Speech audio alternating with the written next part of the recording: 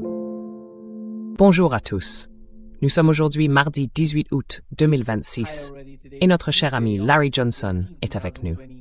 Bon retour parmi nous, Larry. Oui, je suis là contre mon gré. Toi et Morandi avec vos chemises. Oh mon Dieu. Tu sais, il aurait pu porter ma chemise, mais non, il fallait qu'il porte une chemise Nima.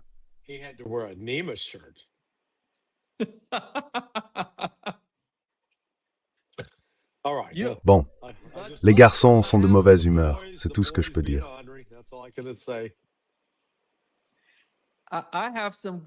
J'ai une bonne nouvelle pour vous. Morandi va vous acheter une chemise neuve, de la même marque, avec le même motif, pour que vous puissiez venir ensemble dans ce podcast. On sera tous ensemble. Voilà, on sera comme Beetlejuice.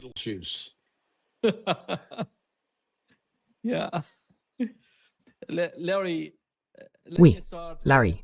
Larry, je voudrais commencer par ce qui s'est passé entre, je ne sais pas si on peut dire entre la Syrie et Israël, ou entre la Turquie et Israël. Mais il semble qu'Israël ait frappé la cible. Axios a rapporté qu'Israël avait dit à Donald Trump et à l'administration Trump que ces frappes, les frappes aériennes en Syrie contre la base aérienne d'Abu al-Duhur, visaient à empêcher un éventuel renforcement militaire turc sur ce site. Et quand on regarde les images, Larry, on voit qu'au moment où ils ont frappé la cible, il y a des explosions secondaires. Ils ont touché des munitions sur place, enfin peut-être des équipements logistiques.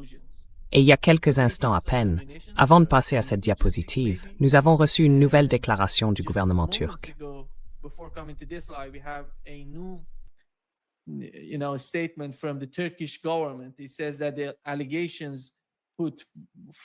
Il affirme que les allégations avancées par le Premier ministre israélien, qui manquent de sérieux, visent à légitimer les frappes aériennes illégales d'Israël contre la souveraineté et l'intégrité territoriale de la Syrie.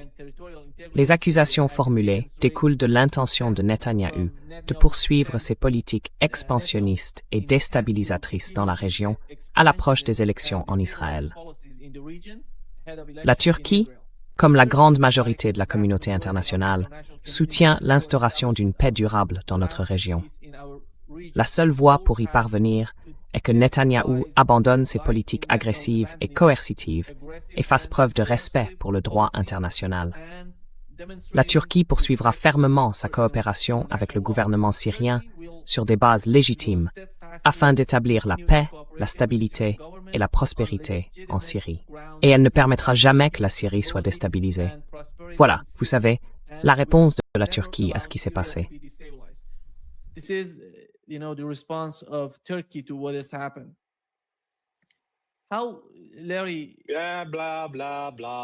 Larry, blablabla. Qu'est-ce qu'ils vont faire à ce sujet? Ils vont parler? Bonne question. Ils vont faire quelque chose? Ils vont couper le pétrole d'Israël et dire « D'accord, salope, voyons comment vous vous débrouillez sans pétrole ?» Ils pourraient le faire. Mais non, Erdogan aime l'argent. Vous savez, il est fasciné par le fait de faire de l'argent, pas de défendre des principes.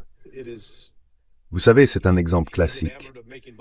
Je veux dire, Israël vient pratiquement de lui mettre une gifle. Et ils ont publié « Oh, nous sommes indignés ». D'accord, qu'est-ce que vous allez faire à ce sujet? On va écrire une autre lettre de désapprobation bien ferme. Oh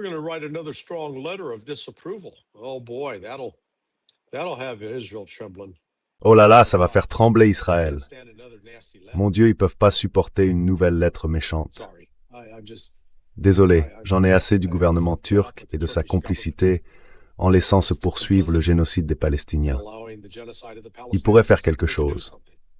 Et maintenant, il essaye d'exercer un certain contrôle ou une certaine influence. Apparemment, d'après ce que j'ai compris, il était là en Syrie avec l'autorisation du gouvernement syrien. Et Israël pense qu'il peut simplement les attaquer. Alors, voyons s'ils font quelque chose. S'ils ne font rien, ce sera juste un exemple de plus montrant qu'Israël peut agir en toute impunité. Et Erdogan n'est qu'un faible.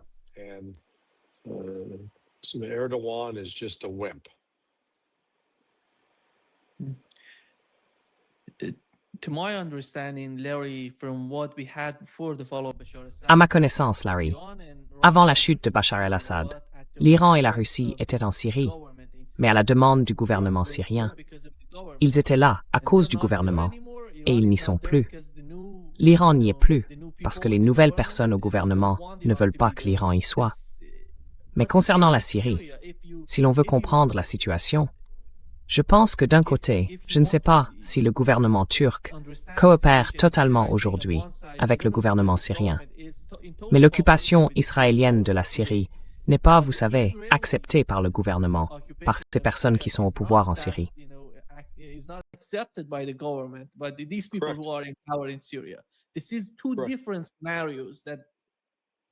Ce sont deux scénarios différents qui... Oui, alors est-ce vraiment une surprise? Encore une fois, la Turquie et Al-Shara ont une relation. Et voilà Israël qui agit en toute impunité. On va frapper tout ce qu'on veut. On va bombarder tout ce qu'on veut. Qu'est-ce que vous allez faire? Oh, je vais envoyer un message ferme. Oh là là. Je dis ça les fait trembler à Tel Aviv. Oh non, pas encore une lettre méchante. Oh no, not another nasty letter.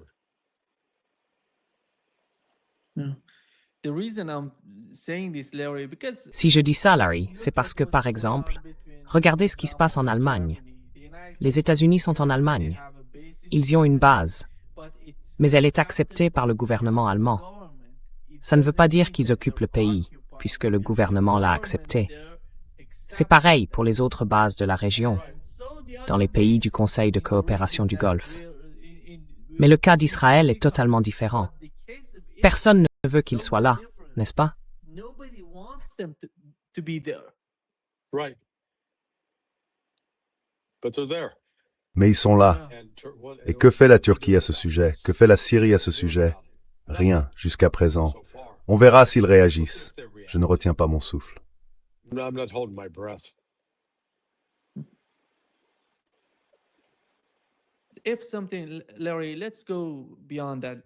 Larry, allons plus loin. S'il se passe quelque chose, je sais que le gouvernement turc se préoccupe énormément des États-Unis. C'est pourquoi, même dans cette déclaration, ils essayent d'être plus prudents dans leur manière de parler du conflit. Mais s'il se passe quelque chose entre Israël et la Turquie, quelle serait la réaction des États-Unis?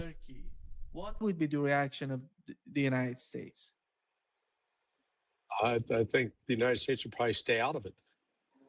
Je pense que les États-Unis devraient probablement rester en dehors de ça. Ou alors, vous savez, essayer de parler à chaque camp, de les amener à arrêter. Que les États-Unis interviennent militairement en faveur d'Israël, je pense pas que ça arriverait. Ça foutrait vraiment l'OTAN encore plus en l'air qu'elle ne l'est déjà. Elle est déjà complètement foutue. Oui, ça a transformé tout ça en ce que les militaires appellent un Charlie Foxtrot. What they call the military calls a Charlie Foxtrot.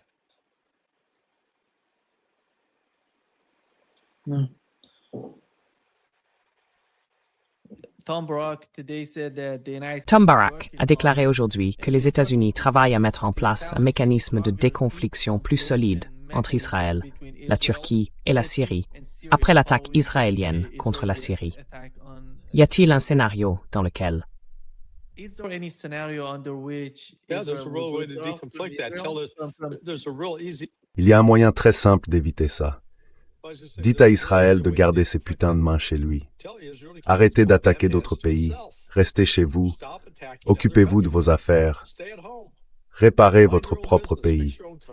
Mais Israël ne peut pas s'en empêcher, parce que pour eux, c'est du fleuve à la mer, et tout ça leur appartient. Tous les autres ne sont que des fourmis qu'il faut écraser et éliminer. Like ants that have to be squashed and eliminated.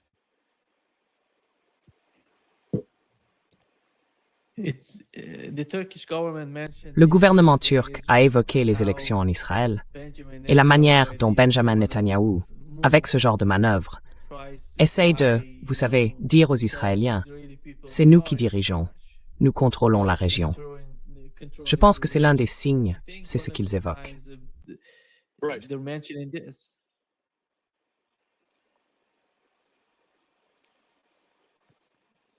Vous m'entendez, Larry? Bon, ça a coupé, votre image est figée. Oui, je ne sais pas si ça vient de ma connexion ou de la vôtre. Ça peut venir de la mienne. Bon, j'ai essayé de régler le problème. But I didn't hear the end of your question. Mais je n'ai pas entendu la fin de votre question. Ma question c'est, Well, now we both. eh bien maintenant, on est tous les deux aveugles. Vous m'entendez? Vous m'entendez?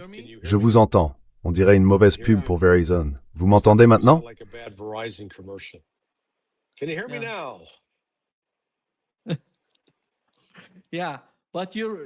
Oui, mais il semble que votre connexion est un problème. Je ne sais pas ce que c'est, mais les gens dans les commentaires disent que votre image se fige. Ce n'est pas la mienne. Ça ne vient pas de mon côté. C'est à vous. D'accord, d'accord. Bon, je pourrais fermer et essayer de me reconnecter, d'accord. It's shut down and try to log back on. D'accord. Vous voulez que je fasse ça? You want me to do that? C'est possible. C'est possible. Mais vous voulez que je fasse ça? Non, vous êtes figé. Vous êtes toujours figé. Je ne sais pas ce qui... Vous pouvez vérifier votre connexion Internet aussi. Oui. Yeah. Well, Bon, laissez-moi juste me déconnecter puis me reconnecter, d'accord? then log back on, okay? D'accord, d'accord. Je l'ai requis.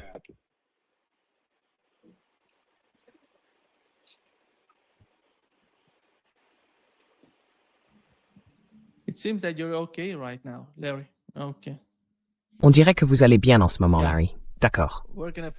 Oui. Ce soir, nous allons nous concentrer sur la Turquie et la Syrie. Le Liban, c'est la même chose. Il y a eu des attaques israéliennes en Syrie et au Liban, et l'autre point de conflit, c'est entre les Émirats arabes unis et l'Iran. Je ne sais pas ce qui s'est passé. L'Iran, d'une certaine manière, ils ont parlé de 2 missiles balistiques. Ils n'ont pas frappé les Émirats arabes unis eux-mêmes, mais les eaux proches de leurs frontières, qui font partie des eaux territoriales des Émirats arabes unis. Ils y ont touché certaines cibles. J'imagine qu'il n'y avait pas de cible.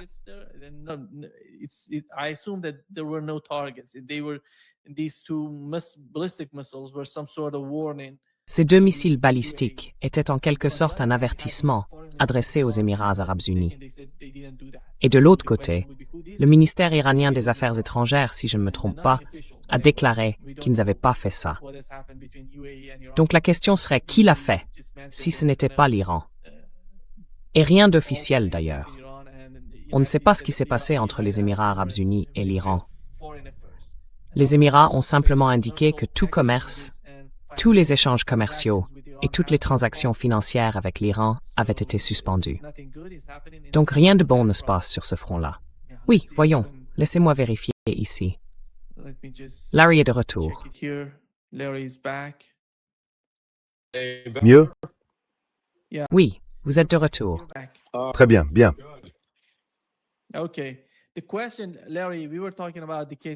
D'accord. La question, Larry. Nous parlions du cas de la Turquie et de la réaction des États-Unis. Vous évoquiez la manière dont les États-Unis réagiraient à cela. La question est la suivante. Tom Barak a déclaré qu'ils allaient réunir tous ces pays en citant la Turquie, Israël et la Syrie. Or, dans cette déclaration du gouvernement turc, il a été dit que tout cela était lié aux élections en Israël. Si c'est le cas, pensez-vous que ces attaques vont placer Netanyahou dans une meilleure position en Israël? Car c'est l'un des points de la déclaration du gouvernement turc.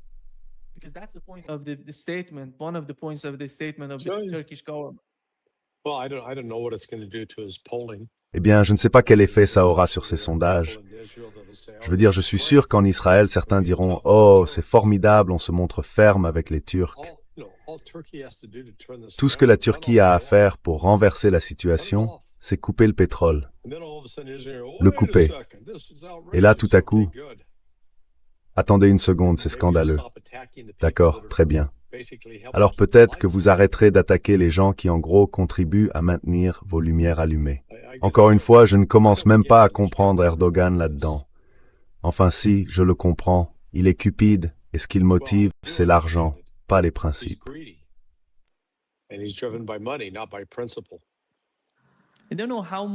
Je ne sais pas jusqu'à quel point il peut faire pression sur le gouvernement azerbaïdjanais, parce que ce gazoduc est un gazoduc azerbaïdjanais et turc. Tout ne dépend pas de la Turquie. Oui, voilà. Mais il ne le livre pas. L'Azerbaïdjan peut continuer à pomper tout le pétrole qu'il veut. La Turquie ne fait que le stocker puis le vendre à quelqu'un d'autre. Tant que l'Azerbaïdjan est payé, qu'est-ce qu'ils en ont à foutre?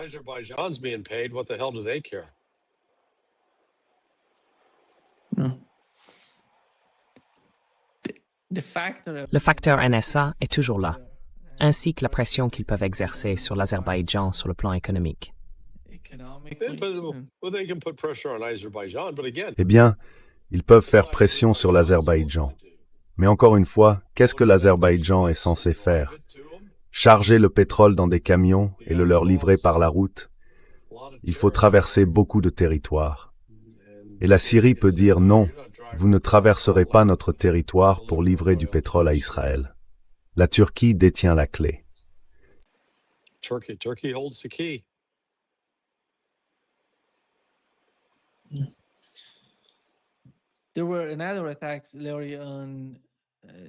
Il y a aussi eu d'autres attaques, Larry, dans le sud du Liban, et pas dans une seule zone. 3 zones du sud du Liban ont été attaquées par Israël. Est-ce que, vous voyez, Jared Kushner s'entretenait avec le Hamas? Est-ce que vous voyez quelque chose ressortir de ces discussions qu'ils ont? Parce qu'il ne s'agit pas seulement, vous savez, du comportement si problématique d'Israël en ce moment. Ils attaquent littéralement tous les pays, verbalement ou militairement.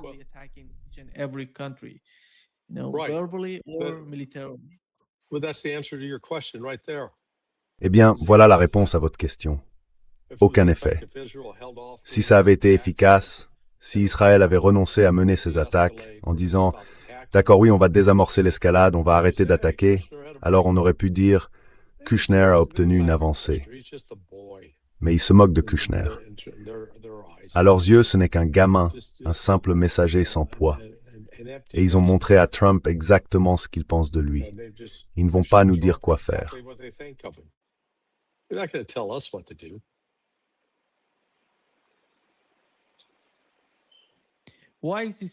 Pourquoi envoie-t-il Kushner là-bas pour négocier? Kushner, c'est qui au juste? Quel est son rôle officiel, vous savez? Il n'a aucune fonction officielle. C'est son gendre, le gendre de Donald Trump, c'est la famille. Donc vous savez, au moins Trump pense qu'il peut compter sur lui pour faire passer un message clair et efficace. Ensuite, il transmet le message et les Israéliens disent en gros « Merci, nous allons y réfléchir. Bonne journée. »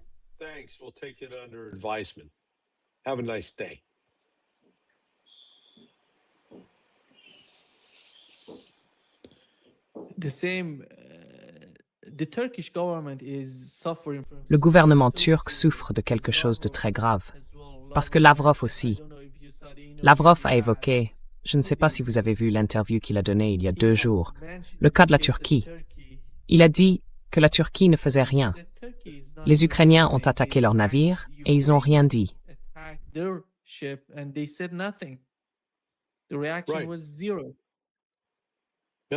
La réaction a été nulle. Comme je l'ai dit, la Turquie se comporte comme une salope. N'importe qui peut leur faire tout ce qu'il veut.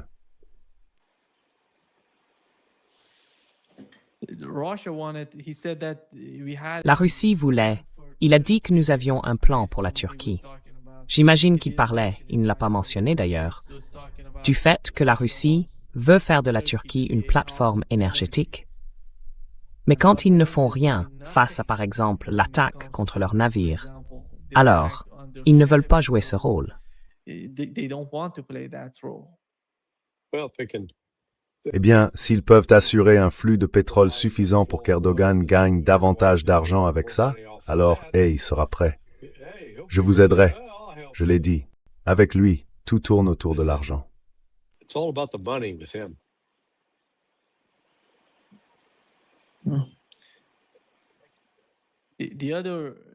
L'autre sujet pour la Turquie, ce sont ces avions de chasse F-35 qu'ils veulent. Ils veulent les obtenir des États-Unis. C'était oui, les S-400 qu'ils ont.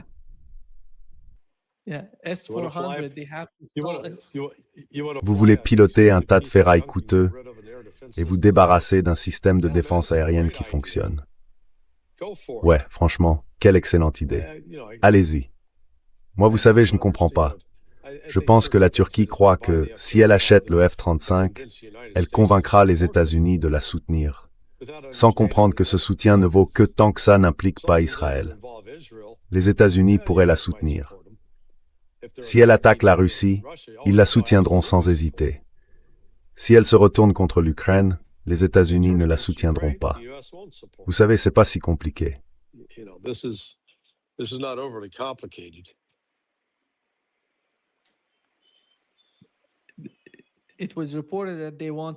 Il a été rapporté qu'ils voulaient vendre ces S-400 aux Émirats arabes unis. Mais il semble que les négociations entre les deux parties, la Turquie et le gouvernement des Émirats arabes unis, n'aient abouti à rien et n'aient pas débouché sur un accord final. La raison principale n'a pas été précisée.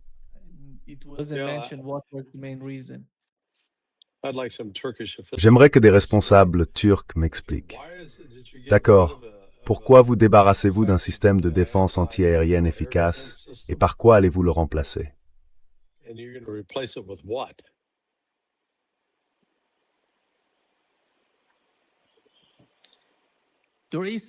Il y a quelque chose, Larry. À mon avis, la Turquie ne va pas obtenir de F-35. Tout ça, c'est illusoire.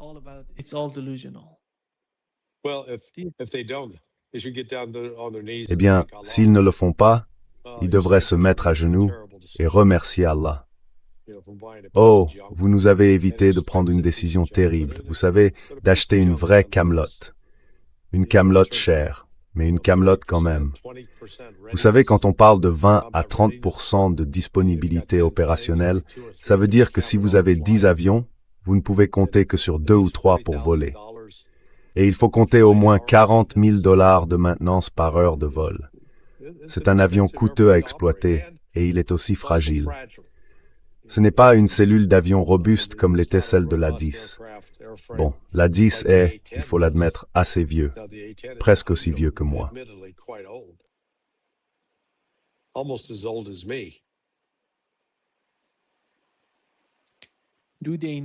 Ces pays ont-ils besoin de F-35? J'imagine que seul Israël possède ces F-35, non? Oui, personne d'autre ne les a. Je ne pense pas que qui que ce soit d'autre dans la région en ait déjà un. Et ensuite, qui assure la maintenance pour Israël? Eh bien, les Israéliens le font. Je suis sûr qu'il y a un sous-traitant américain sur place pour les aider, mais je pense que les Israéliens sont techniquement assez compétents pour s'en charger. Ils peuvent en assurer la maintenance.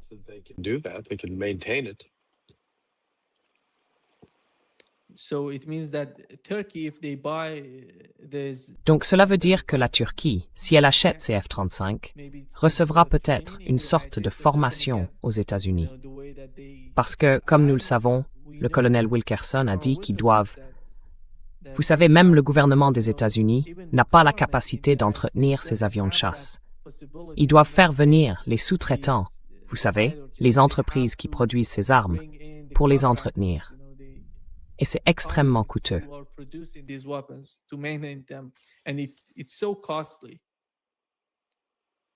Oui, c'est une bonne affaire pour les sous-traitants, ça dit. La Turquie va donc en avoir besoin.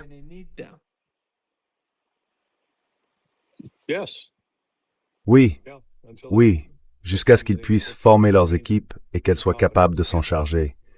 Mais je ne suis pas sûr que ça puisse se faire de sitôt.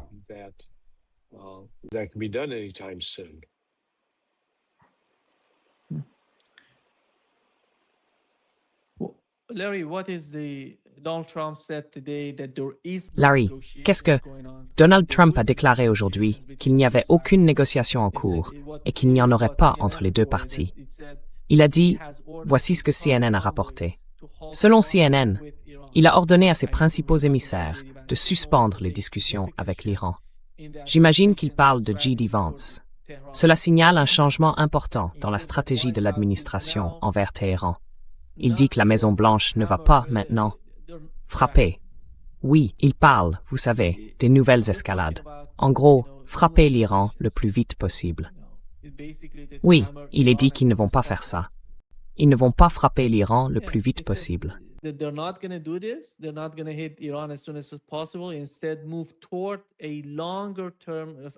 Au lieu de cela, aller vers un effort de plus long terme pour les étrangler par une pression économique et militaire soutenue, jusqu'à ce qu'ils acceptent les conditions de Trump.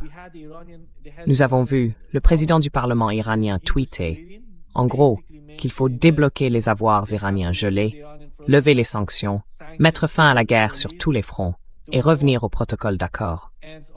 Ce sera le moment où ils rouvriront le détroit d'Ormuz. Et il semble que Donald Trump prenne le chemin inverse. Il dit la même chose, pas d'attaque, mais ils vont mettre la pression sur l'Iran, sans qu'il y ait de négociations. Jusqu'où cela va-t-il aller? Parce que nous savons que chaque fois que quelque chose doit se produire militairement entre les deux parties dans le Golfe Persique,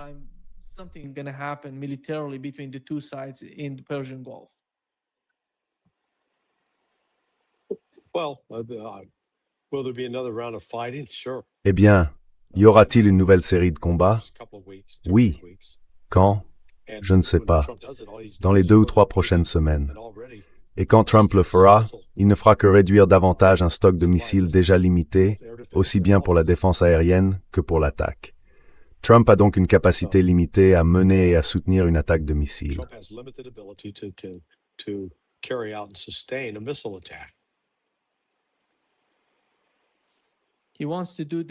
il veut combiner les deux, exercer une pression sur l'économie iranienne, tout en menant des attaques. Je suppose qu'il va attendre. Si l'Iran fait quoi que ce soit au sujet du blocus, ils réagiront.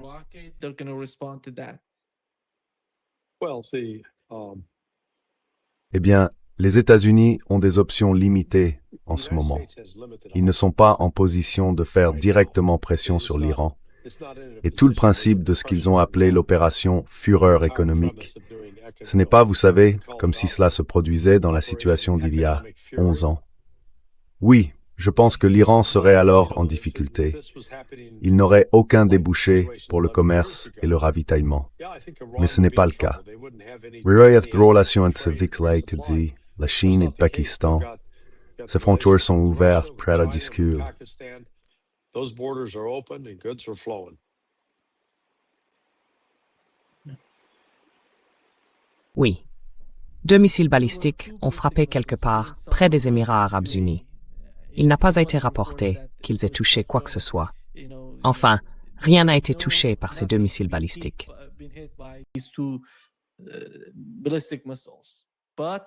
Eh bien, on n'est même pas sûr de savoir d'où venaient les missiles, n'est-ce pas? Non, on ne sait pas. On ne sait pas. Ils ont dit l'Iran. Ils viennent d'Iran. C'est pour ça qu'ils ont suspendu tous les échanges commerciaux et toutes les transactions financières avec l'Iran. Il y a eu une déclaration du gouvernement là-bas. Mais alors, était-ce Araghchi ou Ghalibaf? Si c'était Araghchi, l'Iran a dit « Oh non, ce n'était pas nous ».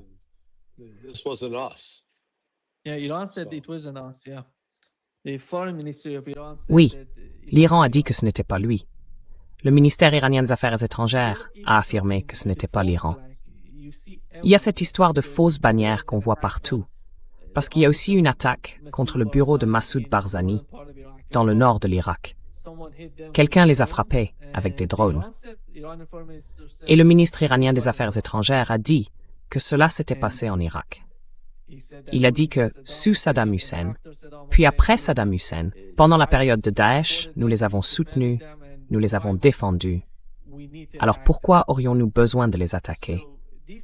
Tout cela se passe alors qu'on observe une sorte de chaos dans la région. Qui va, vous savez, vu la manière dont vous voyez la situation, qui va frapper les cibles, par exemple en Irak?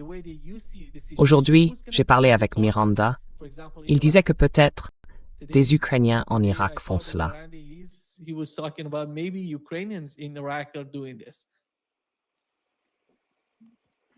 Robert D. Oui. Non, il ne l'a pas fait. Vous savez, le bureau de Barzani, au Kurdistan irakien par exemple. Voilà. Right. Allez-y, fini. Finish. Oui, c'était le cas. Il a dit que les Ukrainiens avaient attaqué le bureau de Barzani. Peut-être des Ukrainiens. Or, il n'a pas dit qu'il y avait des Ukrainiens qui avaient mené cette attaque. Il a dit que c'était peut-être des cellules ukrainiennes en Irak qui l'avaient fait. Et vous voyez aujourd'hui ce qui se passe avec les Émirats arabes unis. C'est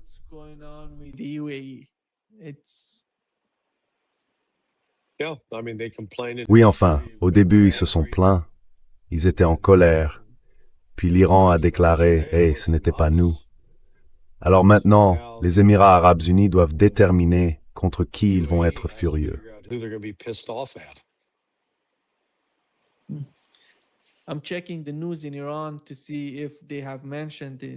Je regarde les informations en Iran pour voir s'ils ont évoqué les attaques contre les Émirats arabes unis.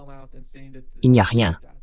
Oui, je pense que s'ils l'avaient fait, ils seraient venus dire « Nous avons fait ça à cause de ceci et de cela ». Mais ça n'est pas arrivé. Larry, pensez-vous que la situation aux États-Unis, les élections de mi-mandat, alors que les nouveaux sondages montrent que la cote d'approbation de Donald Trump est entre 26 et 33, influence toute la question de ces deux guerres?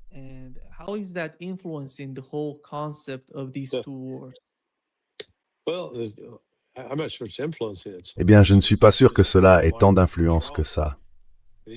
C'est surtout un rappel à Trump qui s'est embourbé dans deux sables mouvants et que cela pourrait le tuer politiquement. Vous savez, il doit se retirer de l'un et peut-être se concentrer sur... En fait, il doit se retirer des deux, qui rentrent au pays, tout simplement.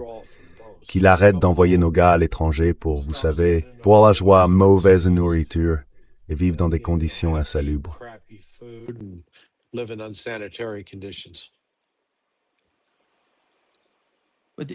Mais est-ce qu'il perçoit ce genre de sentiment, ce ressenti chez les Américains?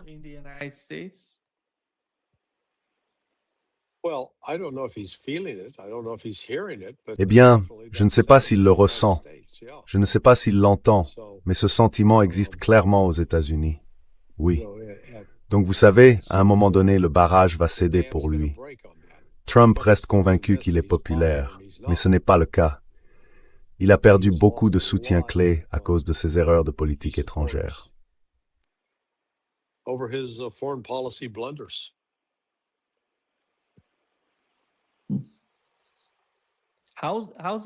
Comment ça se passe en Floride, Larry? Il y a deux candidats. Un candidat démocrate, qui est totalement contre Israël, et un candidat républicain. Et lequel est contre Israël? You mean for Vous voulez dire pour le poste de sénateur ou pour celui de gouverneur?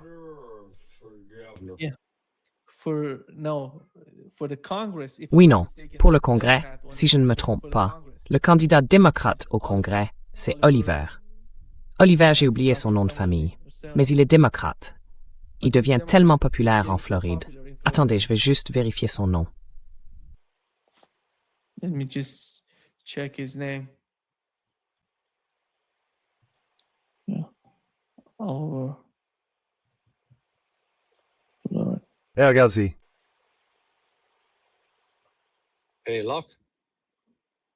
Yeah. Oui, Oliver Larkin. Larkin. Oh, d'accord. Yeah. It's Oliver Larkin, yeah. Oui, c'est Oliver Larkin. Oui, il était sur Fox News.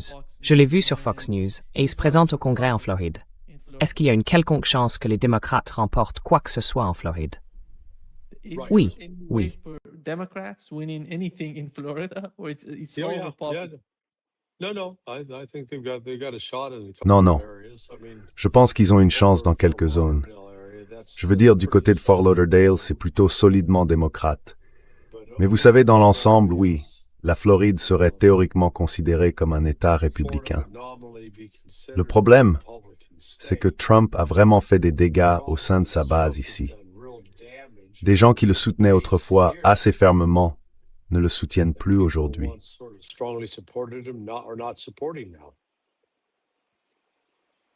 No. Eh bien, c'est bon. Merci, Larry. Thank you, Larry. C'est tout? Yeah. Oui, merci beaucoup d'être avec nous aujourd'hui. Yesterday. La nuit a été calme, hein? Yeah. Oui, demain. Tomorrow. C'est bien. Et reste lent. Oui, Ça veut dire que personne ne meurt. Yeah. There is nothing. I was Oui, checking il n'y a to rien. see if Iran is je vérifiais si l'Iran publiait une quelconque déclaration disant qu'ils avaient frappé ou qu'ils n'avaient pas frappé le Tar, qu'ils n'avaient pas frappé les Émirats arabes unis. Mais il n'y a rien. C'est le ministère iranien des Affaires étrangères qui a nié que des missiles aient été lancés. Ils ont dit qu'aucun missile n'était parti d'Iran vers les Émirats arabes unis. C'est la dernière chose que nous avons entendue de la part des Iraniens. This is the final thing that we've heard from Iranians. Okay. D'accord. Très bien, c'est une bonne décision. Très bien, on se voit demain. All right, we'll see you tomorrow. À demain. D'accord, au revoir. Merci.